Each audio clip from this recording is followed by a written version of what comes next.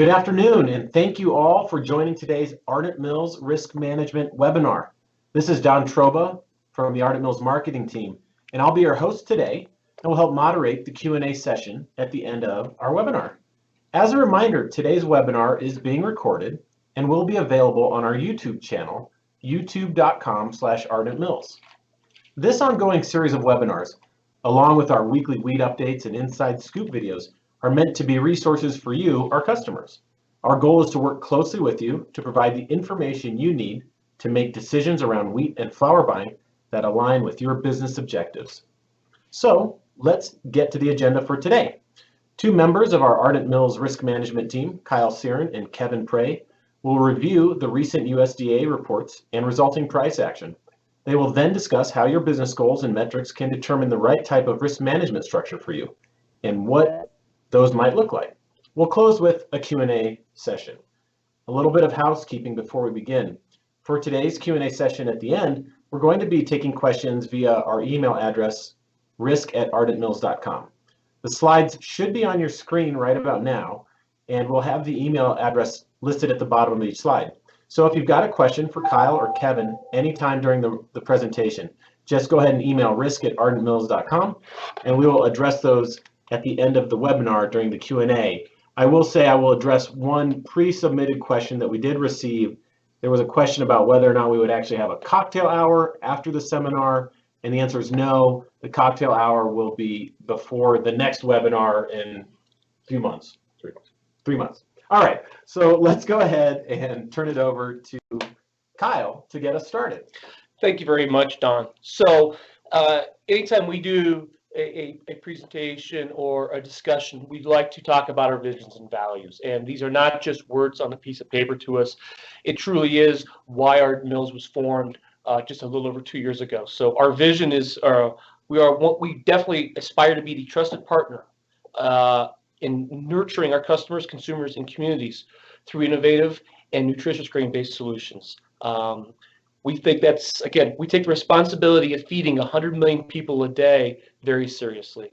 Our values, our 4 core values, as you can see them on your screen, I always like to start with the value of safety.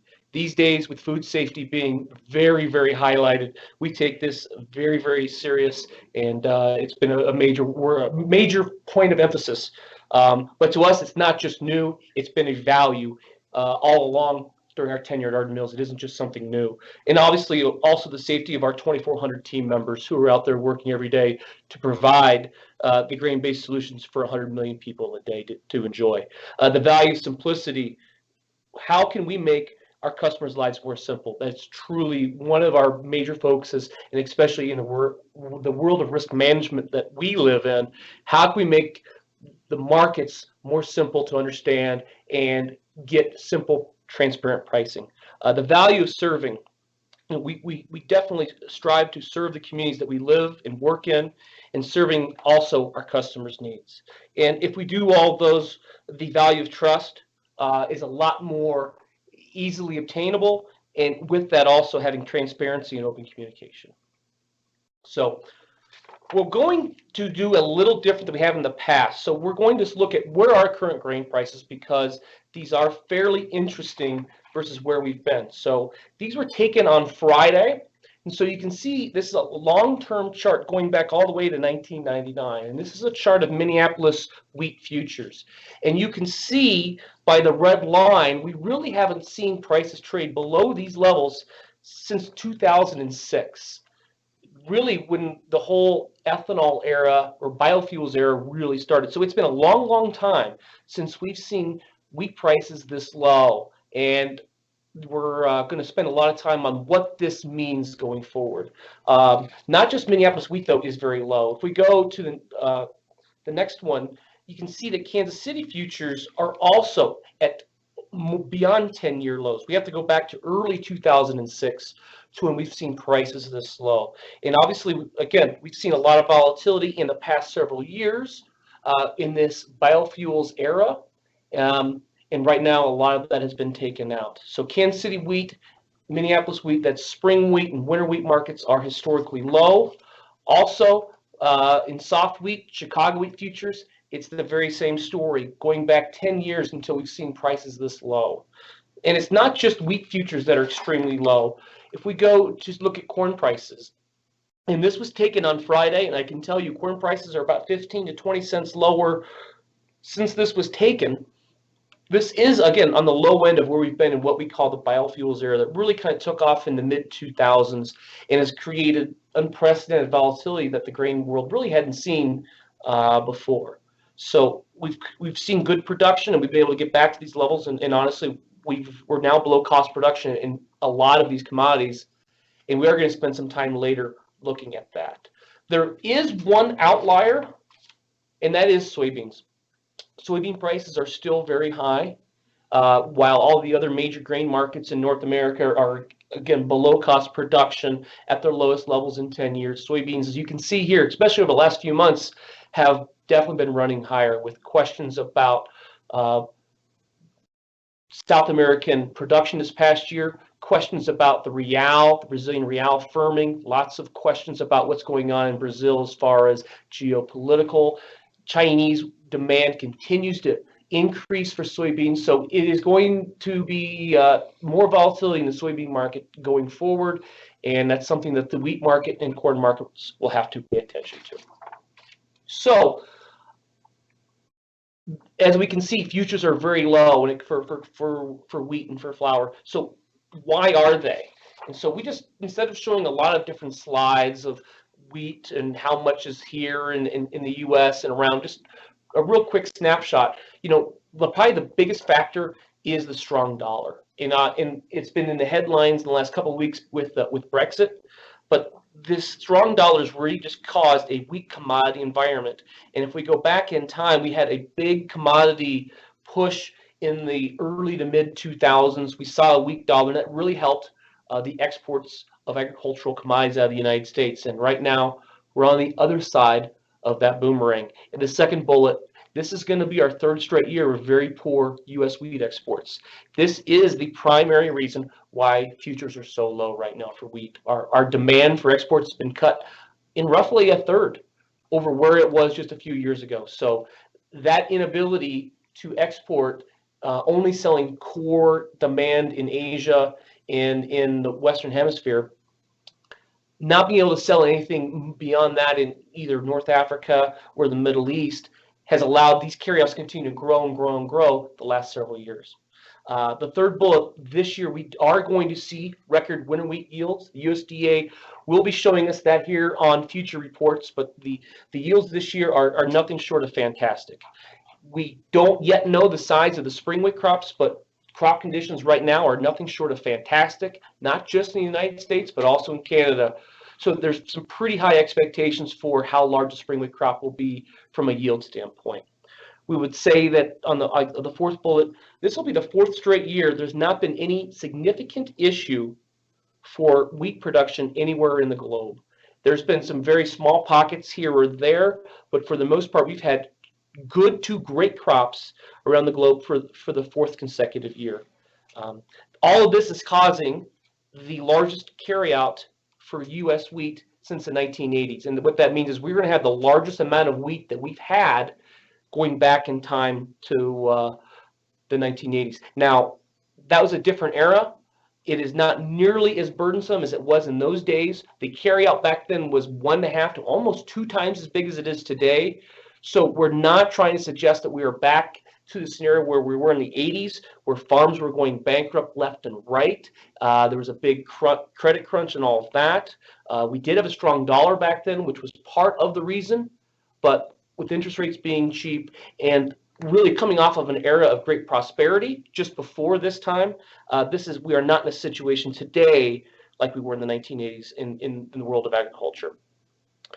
Corn prices, we just talked about this a couple slides ago. Corn prices have definitely turned lower. They're down $1 in the last 2.5 weeks. I'm going to repeat that. They're down $1 in 2.5 weeks. The market was very, very concerned about corn yields. This is the critical time over the next week to 2 weeks for corn weather. It's going to be warm out there, but there's been ample rain up until now, and forecasts continue to show ample rain So the market is getting less and less concerned about below trend line corn yields, and a lot of risk premium has been taken out of the market in a very short period of time. The last point is, with low prices, we're supposed to be able to create demand. That is what our economics professors always told us. Well, that's when you have elastic demand. For the most part, agricultural commodities, and wheat is definitely in this case, the demand is rather inelastic. Low prices don't create new demand. High prices also don't curtail demand. We've seen that in the past, and on those charts we showed before, some of those peak highs, it's very, very difficult to ration demand. Food, especially for wheat, it's a staple of life. So we're not creating new demand. Therefore, the job of the market right now is trying to more curtail supply, and that's probably going to be more of a long-term play. So prices are low. We have a lot. What do low prices truly mean to not just you? You know what the low prices mean to you. It's nice, attractive flour prices are more attractive than they have been. But what does it mean for the bigger picture of the entire world of agriculture? And so we just wanted to spend a little bit of time to show what these look like. So we ran these again on Friday. These costs are what the USDA was estimating for 2015, and we have very little reason to believe that the costs will be any different in 2016 as they were in 2015. There may be small differences, but the general point will be the same here. So we used a cash prices that we saw to the farmer on Friday, and we were estimating spring wheat yields at 50 bushels an acre. Maybe that's going to be low for some places, but that's what we wanted to use as a baseline to give an idea. Now, we want to say a couple things before looking at these too hard. Not all farmers are the same. Not everybody uses the same type of accounting. They look at their costs differently. Some costs are definitely more visible to producers than others.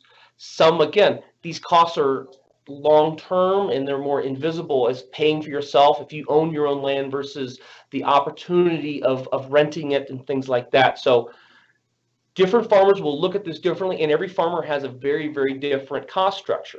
But in general, we would probably think the USDA here has done a good job of trying to show what many farmers are faced with. And really what you can see at the bottom is we've got the number in red that versus their total costs, not just their operating costs, total operating and fixed, they're losing $91 an acre. That's a big number. Now you can see over just their operating costs, they are making $94, but they're not paying any debt down. They're not being able to cover anything. It's not a very good way to make a living these days. Now, so they are definitely burning through some cash. This is the last 3 years have not been good for the spring wheat farmer, so the wheat farmer in general. We would say this year is definitely the worst of the last several years. They did have, between 2006 and 2012, an era of prosperity that had really never been seen in the world of modern agriculture. So they did get very healthy balance sheets, but we're definitely starting to pull into that quite a bit, and it's going to be interesting over the next year or so. How does that play out? We think this will be a very interesting thing to watch. We did the same thing here for winter wheat. Same caveats as we just saw. We went again with a place in western Kansas, cash bids, and we increased the yield to 55 bushels the acre. There's definitely some guys who are getting better than that. We're very aware of that. Yields are nothing short of fantastic there, but we thought 55 was a good baseline to kind of show what it's going to look like to the farmers. You can see there at the bottom in red, versus their total cost. They're losing almost $100 an acre. That's not a lot of fun. Over their operating costs, they are making $73, but as we said again, that's not servicing any debt. That's not a viable operation long term. So there's some pretty big concerns out there for the wheat farmer. And so remembering what we just said, they don't like the prices right now. And so before we've talked about futures, we want to spend some time talking about the cash markets. And so these are spot markets. Spot and forward deferred months are different, but this nonetheless gives a decent representation of where the markets are in general, or at least a direction of where the markets have been moving. And you can see here in the world of spring wheat, overall premiums are not historically very high. We've got ample carryouts. We have, again, one of the biggest carryouts we've seen in some time. And we had good quality, especially in spring week the last couple of years. We've got, decent amounts of protein. So the question now is, these low flat prices the farmer doesn't like very much, that he can't make any money at, after harvest is done, do we see the farmer sell very much? It wouldn't surprise us to see the farmer get rather stubborn, keep the wheat in the bin, and wait for better days to come. So the futures may not get affected by that too much, but what's probably going to have to then happen is the cash markets, the basis and premiums, are going to have to do the work. So there's definitely some things here suggesting that these premiums, which are not at historically high levels, they're rather low, that these could eventually be working higher. The other point here is, we talked about this winter wheat crop being extremely, extremely large. It's also lower in protein than we've seen in the past.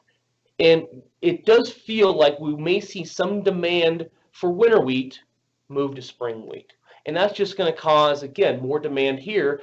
That's probably going to keep spring wheat premiums buoyed, and again, could help them. So getting some coverage on spring wheat premiums in the cash markets, booking physical flour, or just extending premium coverage right now does make a lot of sense. And again, when you take a step or two back, we've got low futures and we've got low premiums. That's a good low flour price. These don't always work in conjunction. They normally work opposite. And right now you've got a pretty good situation. Extending premium coverage makes a lot of sense right now in the world of spring wheat to us. So I think that's something you want to take a look at, especially if all of a sudden your flour price is below your budget or something like that. In the world of winter wheat, you can see they've been moving lower. It's harvest. It's a very large harvest. And they're definitely moving lower. We did say it again. Protein is going to be worth something this year.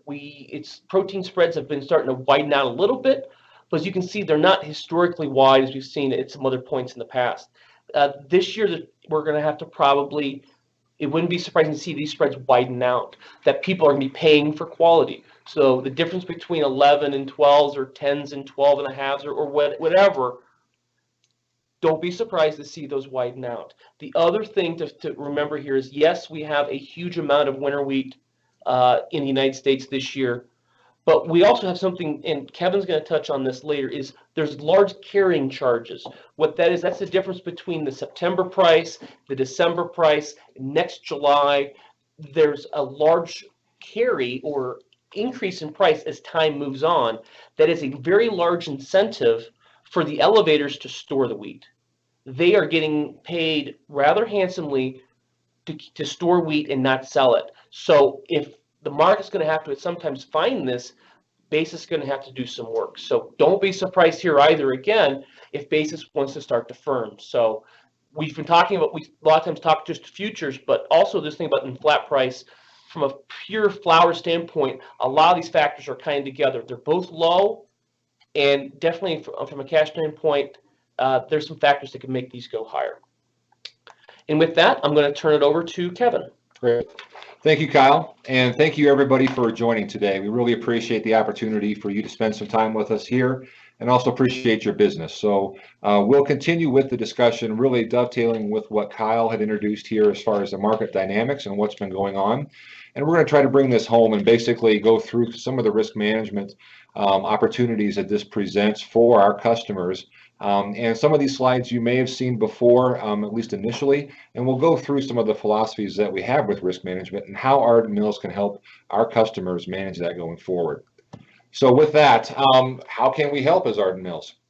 And basically the first bullet point right there that you're seeing are things like today. And Don mentioned earlier on in the call, we have several outreach programs, if you will, to our customers, either through the media, through technology, but also through our sales force.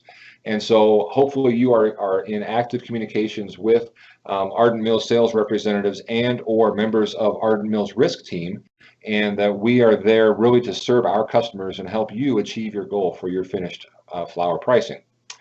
Specifically, when we get more tactical into what type of opportunities present themselves, one of them happens to be performance pricing. This has been a program we've introduced before, and this is a program where we have professional Ardent Mills traders actively managing the futures component of your flower pricing risk with the expressed goal to beat the market averages for a particular window of time. And that is, we've got folks in every day buying and selling, managing the spreads, really actively working on your behalf to lower the net futures price component of your flower pricing. The next one is the exchange traded structure. These are fairly straightforward hedging mechanisms that we and as Ardent Mills will go into and enter into on your behalf. And these may be as simple as buying calls or buying puts or doing simpler strategies around that, including collars and so forth. That may be something that we're entering in directly with the exchange. Ardent Mills will manage that position on your behalf as part of Ardent's larger deck. And in turn, the gains and losses and so forth that go with those types of structures ultimately get passed through to your flower pricing, and that's where you see the impact of those strategies. We'll focus today on the customized structures, and these are also over-the-counter structures that involve various option strategies, and they are provided. The strategies that we'll go through today have been provided by our OTC supplier, and that's Cargill Risk Management, and we are actively working with them every day on behalf of customers that want to engage on the customized structures that we'll be highlighting today, for example. And lastly, the integrated risk management approach is something where Ardent, on behalf of the customer, is actively managing all of the commodity risk on behalf of the customer with the expressed goal to lower the flower prices below specific and agreed upon target levels. That includes futures, also cash basis, and the mill feed byproduct component as well. So what are your goals and metrics? This again is a slide that we've shared before, and this really helps to capture, we think, the overall view on risk management with our customer base. And there are active goals that we are out there working on behalf of the customer to manage. That may be budget goals, that may be cost of goods management, margin management. And then there's also performance versus the market. So how well can we get the flower prices reduced and get as close as we can to today's market values? And lastly, we know that our customers and their purchasing agents are all very busy, and they've got lots of things going on. Diversifying the approach and engaging Ardent Mills risk management team and the sales team really is a way to help shoulder some of that burden, and we're happy to help. So the customized structures that we've talked about before, and we'll highlight some of these today. These are OTC structures, over-the-counter structures. They are derivatives, and they are using the options markets or the options on the underlying futures markets to go ahead and establish strategies, quantify risk, and provide our customers the opportunity to participate in the market and improve their overall market price. The structures today that we'll be talking about will be more capping structures and range bound and some averaging structures as well. And those, as we see on the next slide, those tend to work well in the overall zone that we're in on the overall price scheme of things. This chart is a little bit old, but the point of it is to share where some of these structures work well in the overall range and the market range that we find ourselves in. Being that we are at historic lows, or at least the lows that we haven't seen since 06 and so forth, using structures and having strategies built around capping upside risk while allowing downside participation is very advisable, it's very prudent, and it's really a very good risk management approach going forward. And in specifics, we're talking about the futures market here. I want to make sure that we understand that as well. So here is the updated chart from the Kansas City hardwood winter wheat contract. This looks fairly familiar here. We've been pretty range bound really over the last 6 months, until here the stocks and all positions report that we had come out at the end of June. And we really saw the selling pressure accelerate here on the back of just the overall comfort level that the market has with this year's winter wheat crop in general, and also some of the other topics that Kyle mentioned as it relates to corn and some of the other grains here in the U.S. So we've seen additional pressure come in here until the last day or two. But we've broken through this 435, 440 type of level, support level, range bound, and now we are down here close to the $4 level on nearby futures. Sounds great, and for those that can take advantage of that from a buying perspective, that's a tremendous opportunity. But the challenge with low futures, and as Kyle mentioned earlier as well, is that it's very difficult to actually step in there and take advantage of that, because in a low price environment, we are typically having a supply push going on in that scenario, and we're trying to basically get to the point where the market says, and the additional supplies are no longer coming to the market. Well, that's when we do that, we are developing what we call a carry market. And we've talked about this before on previous videos and on previous webinars as well. So we have an overall situation where the nearby futures values are at historic lows back to the '06 levels. However, to take advantage of and capture $4 futures is very difficult to do. Certainly from an end user perspective, there are pipelines, there are logistics, and so forth. It's very difficult to take advantage of that in the spot market. But as we look forward into the deferreds, into the back end of the calendar window and into the next year, you can see here in this slide that the market is building in a substantial cost in order to buy the wheat in that time frame. And really the purpose of that is, as Kyle mentioned before, it is to disincent, if you will, the sale of the wheat in the nearby delivery windows and encourage the farmer and or the elevator to hold back and make that wheat available sometime down the road. And in order to do that, you got to get paid for it, or the elevator wants to get paid for it. And these, the full financial carry is the red line. That is the actual tariff storage rates for the Kansas City hard red winter wheat combined there through, basically per month, per option period, all the way through there out into the summer of 17.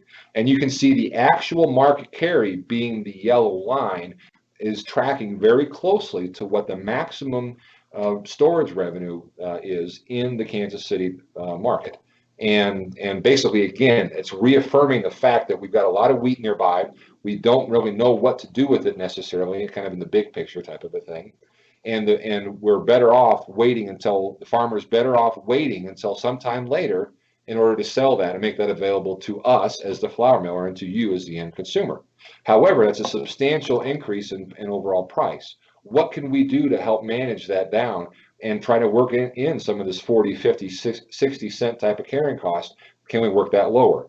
And the answer is by using the risk management structures that Ardent has available. And in this scenario, we're going to go through 3 or 4 of these OTC structures, and you may have seen these before if you're in active communications with us here at Ardent. Some of these we may have presented to you, but these give an example of how somebody can extend their futures ownership in a deferred manner into the fall of 16, or in this example, clear into the summer of 17, and we can try to work down some of those carrying costs over time. This specific example is called the trigger cap. And the trigger cap does an excellent job for a known quantity of stepping in there and having a cap value, not unlike buying futures, for example. You step in, you own for the specific volume, and you know what your maximum price is going to be.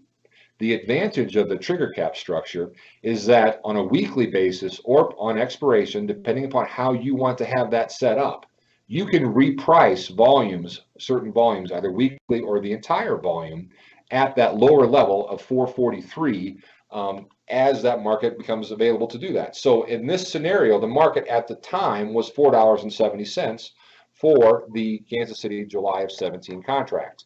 Stepping into the trigger cap, one would get initiated. If we close on a weekly basis below that 470 number, we can reprice all the way down to 443. Even if we close at 469 3/4, we reprice that weekly volume down at 443. That's an example of where we are using this type of structure to basically save nearly 30 cents to 27 cents a bushel, nearly 30 cents a bushel of the overall market carry, getting about half of that back, and putting ourselves in a position that should the market turn around for some reason and go a little bit higher, we're protected at that 470 level as well. So this is an excellent structure and an excellent tool for folks to extend known quantity for a known maximum price with the opportunity to reprice that lower. And with several of these structures, these do come with additional quantity features. And in this example, if the futures market closes below 443 on expiration, then more quantity, more futures are priced at 443. So as for example, if this was initiated for 10 contracts, and then on expiration we closed at 442 3/4, another 10 contracts wind up getting priced, but at 443 at that lower level. The second structure that we're looking at is called the converting collar. For those that are familiar with the collar structure, this basically gives the end customer the opportunity for the market to kind of flop around, if you will, here, back and forth, up and down here within a certain window of 20 or 30 cents. In this scenario, there is an upfront cost of 9 cents a bushel. This is not a zero cost structure, but that 9 cents actually helps widen the overall participation window there and allows that market to the futures market to bounce around until a later date, either when the customer needs to wind up pricing their flour or when the market gives the right signal and triggers the structure.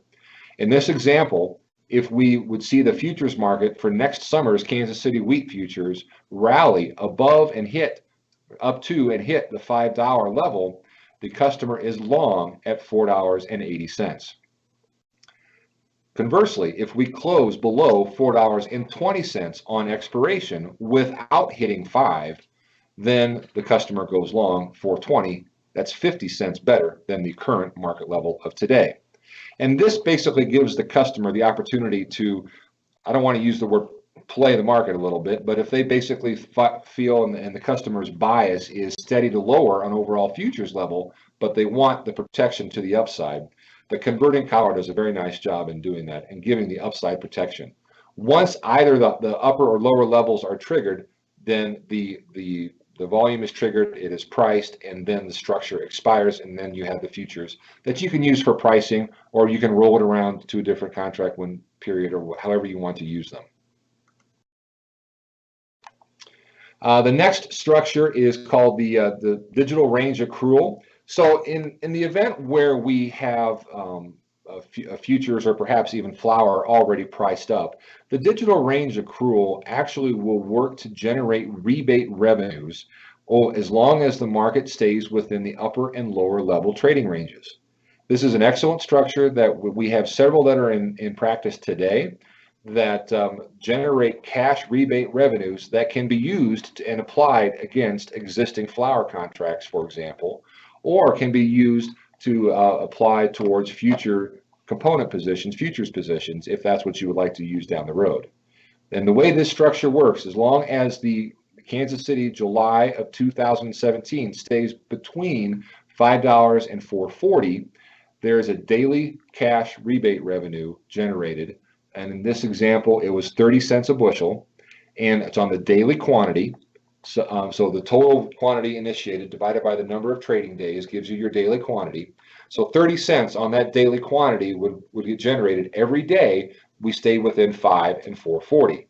There is no futures obligation with this structure. If we go above $5, then the rebates stop for that period of time. If we go back below $5, they start back up again.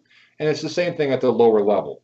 The only obligation as it relates to futures is that should we close below 440 on expiration, and this is standard option expirations for these examples, at the end of June 2017, then additional quantity would be priced at that level. But that, again, is 30 cents lower than where we're seeing it today, and it is a way to sit there and let the market come to you, let those carries come out of the market, especially if the bias is the back end comes down relative to the front. Next, we have the fixed accumulating trigger. This is a cash rebate generating trigger as well. The only futures obligations that are generated from this are upon expiration.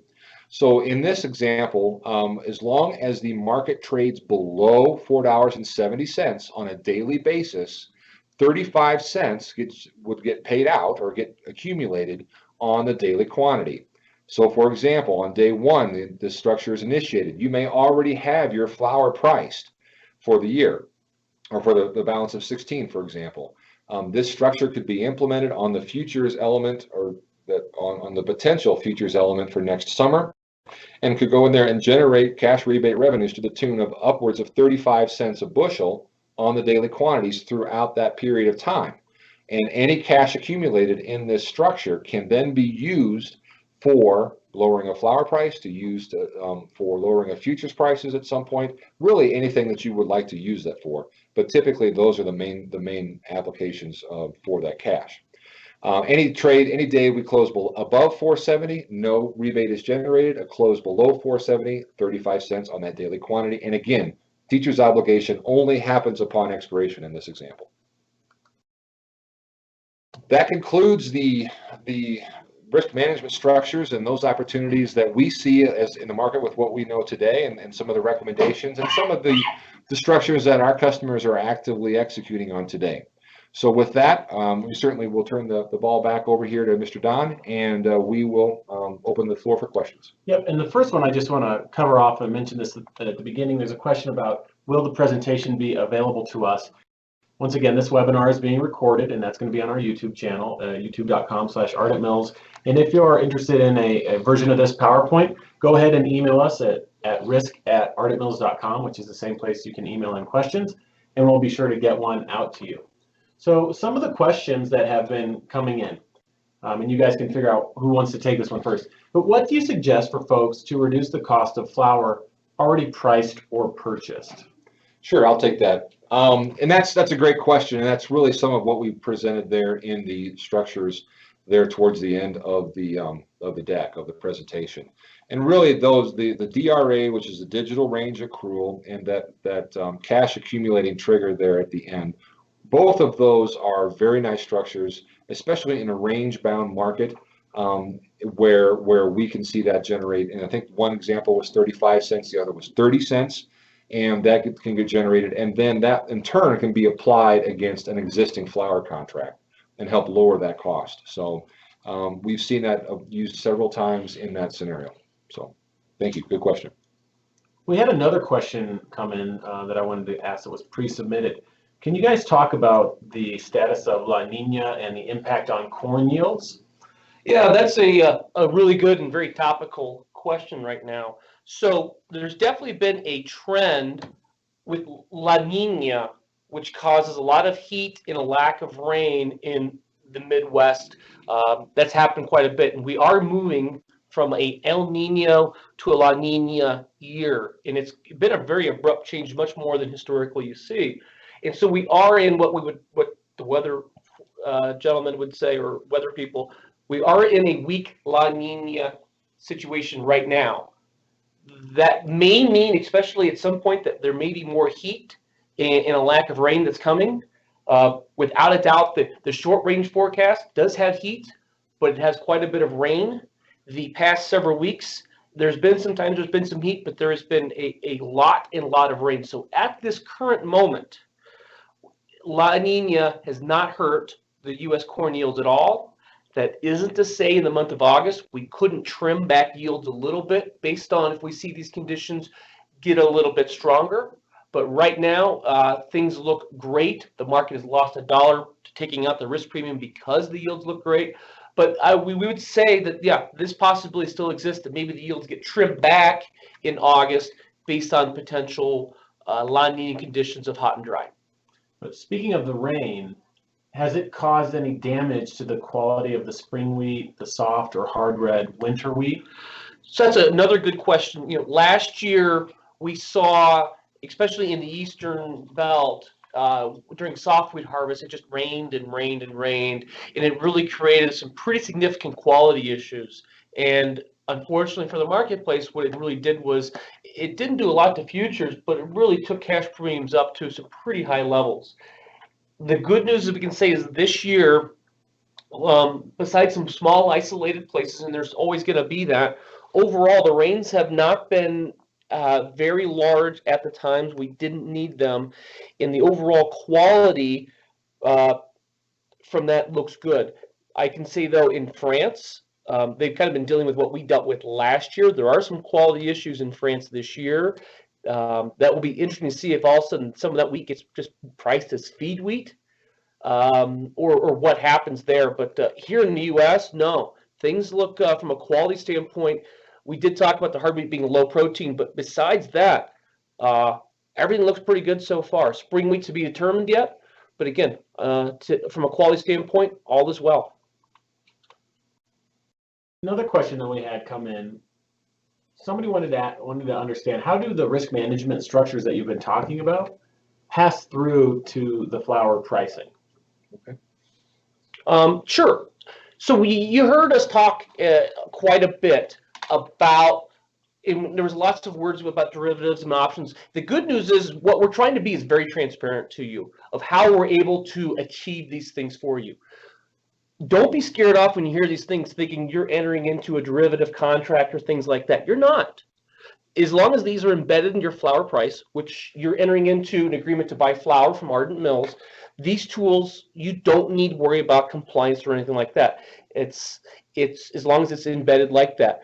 Ardent has to worry about that on their end, but that's okay. So these agreements just go right into your flower price. So if you had done let's say the converting collar where there was a 9-cent cost, and let's just say the market ended up being in between the floor and the ceiling, that 9-cent cost would just get added into the price of your flower. There's no money being exchanged. There's no checks being written anytime ever. It's put right into your flower price. So any of these tools, whether it's those with costs or there's other things, there's no checks that are being written. We want to be very transparent with you about what is happening, but from a pure compliance standpoint, you don't have to worry about that. Given the favorable conditions for the rest of the spring wheat growing season, and you just talked about the rain, possibly, what would you guess the range for 14s and 15s to be in September or October? September through October. Woo, that's a that's a good question. Typically, when we see big crops, we see low protein. That isn't always the case. Last year in winter wheat, we had a pretty good sized crop, and we saw really high protein. This year, we're seeing a huge crop and extremely low protein. The question is going to really, it's hard to answer this today. I think it's going to be interesting to watch over the next month or so. How much heat do we see in the upper Midwest? How hot does it get in North Dakota? If we start to see some heat and some rain that goes with it, and the rain be there just to keep these yields looking fantastic. But if we see some heat, keep that stress going. I wouldn't be surprised to see the state of North Dakota average over 14 for protein. It wouldn't surprise me at all.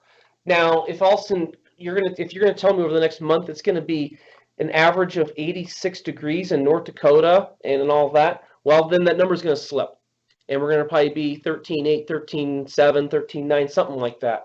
But if we can keep some heat, stress it just a little bit, give that kernel some, again, cause it to be stressed, give it some strength, some stability. I wouldn't be surprised at all to see North Dakota well over 14, and who knows, maybe Canada the same way as well. So it's really difficult today to say anything too definitive. I wouldn't sit here and say today we're not going to have any 14s or we're not going to have any 15s or anything like that. We wouldn't definitely say that yet, but definitely from a protein standpoint, the next month is what's going to really determine what's going to happen in spring wheat. So not trying to not answer the question. We want to try and be share with you everything we know, but honestly right now we got a pretty good idea on yields. They're really good. Protein, again, we would say average at this point, and we'll see how the weather goes for next month. Another couple questions that came in about what we do from a risk management perspective, and I think you addressed this a little bit in terms of flower pricing, but are there any other fees associated with risk management services? And what about going in and talking with management teams or company controllers about ideas? Sure. No, there are no fees for Ardent services. This is something that we do as a value add to our customers. Kyle and it's not just Kyle and myself. We have an entire risk team that are available to support our customers, work with our sales folks in support of your needs, your pricing needs as customers. So no, there are no fees related to that. Now, and in that, we certainly work with the purchasing agents, but we will go in and work with any of the management teams, either at the plant or if there's corporate folks involved, to kind of walk through and what we're doing and how this works, and really some of those are some of the best discussions we've had. Is and it has a lot to do with what can go wrong. Where are the so this all sounds sounds terrific, but where are opportunities for, and it really comes in the additional quantity features of some of these structures. Where are things, where can things really impact the business in a manner that we need to make sure is very clear and very transparent. So we're happy to do so. We do so on a very frequent basis. And to the extent we need to bring other accounting / control professionals involved, those that are very well versed in some of the trade, the accounting rules and regulations, as if so needed, we can absolutely bring those to bear as well. Another question that came in back to more the market side, and I know you talked a little bit about impact on basis earlier, but can you shed a little more light on just kind of what's going on with basis and feed? Yeah.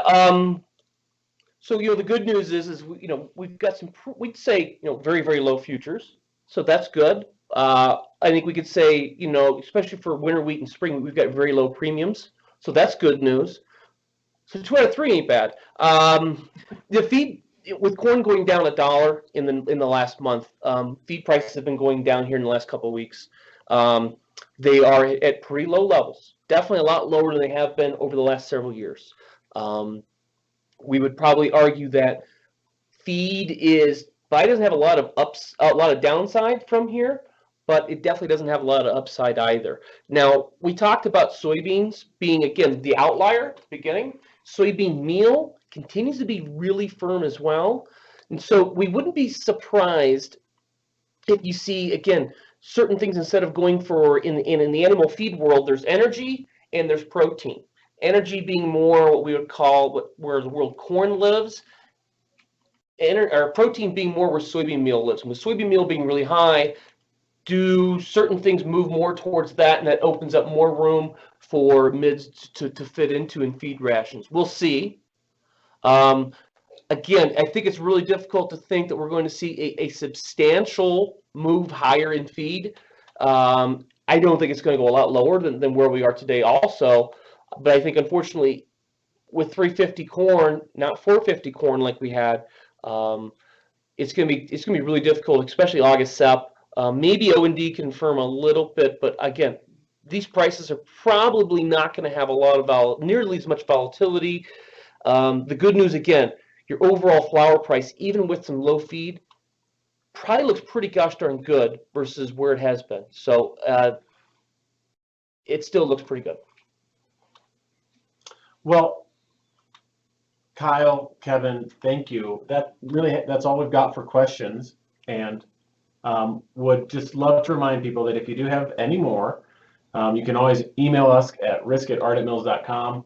If you'd like a version of this presentation, to email us at this address, and you can check out a recording of this webinar at ardentmills.com or youtube.com/ardentmills.